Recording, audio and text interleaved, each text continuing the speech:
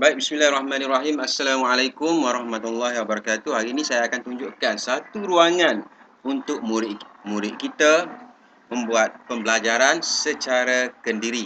Okey, cikgu boleh masuk ataupun murid ataupun ibu bapa boleh masuk dalam gg.gg/satu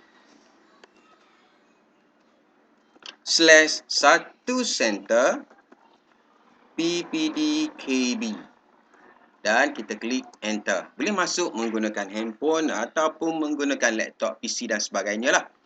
Okey, dalam laman ataupun portal yang kita sediakan telah mempunyai banyak soalan latihan untuk anak-anak, untuk murid-murid membuat pembelajaran secara kendiri.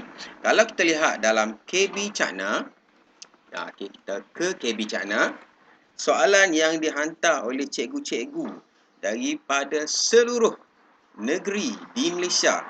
Kalau kita lihat ni, bahan untuk sekolah rendah telah mencapai sehingga 3,579 dan untuk sekolah menengah pula sebanyak 939.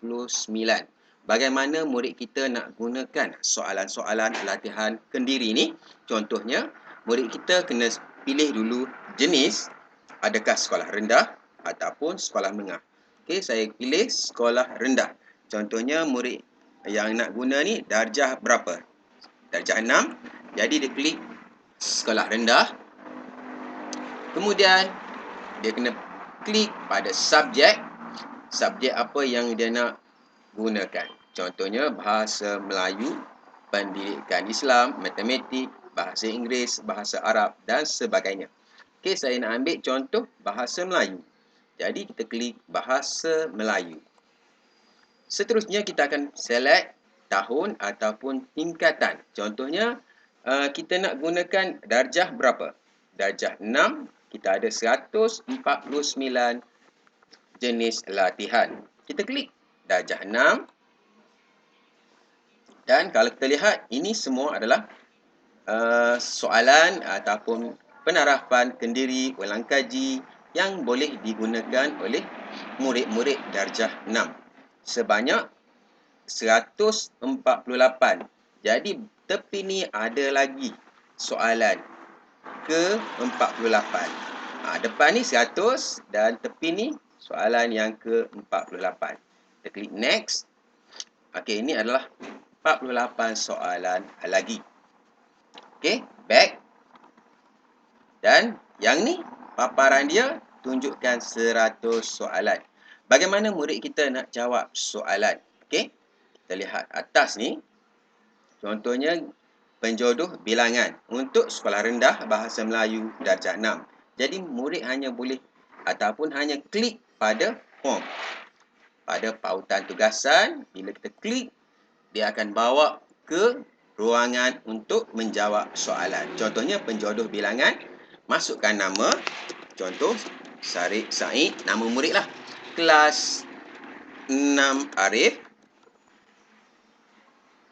Dan boleh mula menjawab soalan. Okey, contohnya murid pun jawab soalan lah.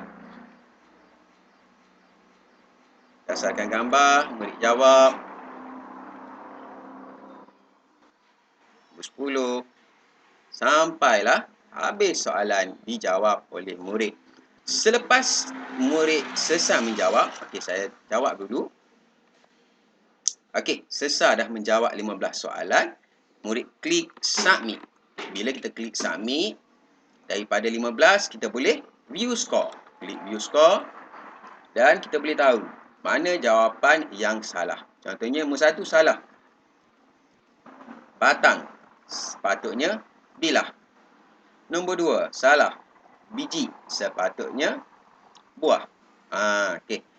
Murid boleh terus tahu adakah jawapan yang dijawab betul ataupun salah. Nak jawab soalan lain, pangkah je.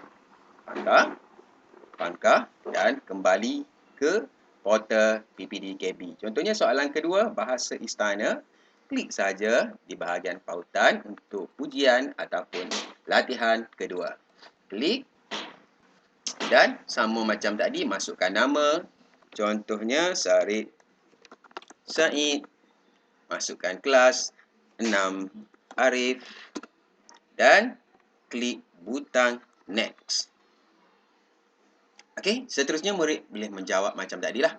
Jawab semua soalan dan klik submit. Bila kita klik submit, dia akan keluar view score. Berapa markah kita? Kita boleh lihat adakah jawapan yang diberikan betul ataupun salah. Itu untuk murid. Dan untuk cikgu macam biasa, ke halaman guru dan cikgu boleh share tugasan untuk murid-murid, untuk anak-anak didik kita supaya mereka boleh menjawab soalan latihan secara kendiri. Dan kalau kita lihat ni, banyak dah setiap hari telah di-share oleh cikgu. Contohnya kemarin 20, hari ni 23. Dah ada untuk sekolah menengah 59 latihan. Sekolah rendah 223. Dan setiap hari semakin bertambah, semakin banyak soalan-soalan yang disumbangkan oleh cikgu-cikgu. Dan terima kasih cikgu untuk perkongsian soalan-soalan tersebut. Kami di PBD Kota Baru akan menghantar CJ secara digital sebagai tanda penghargaan di atas sumbangan yang telah diberikan oleh cikgu-cikgu. Okey, itu adalah serba sedikit berkaitan penggunaan portal pembelajaran digital yang telah disediakan oleh pihak Pejabat Pendidikan Daerah Kota Baru.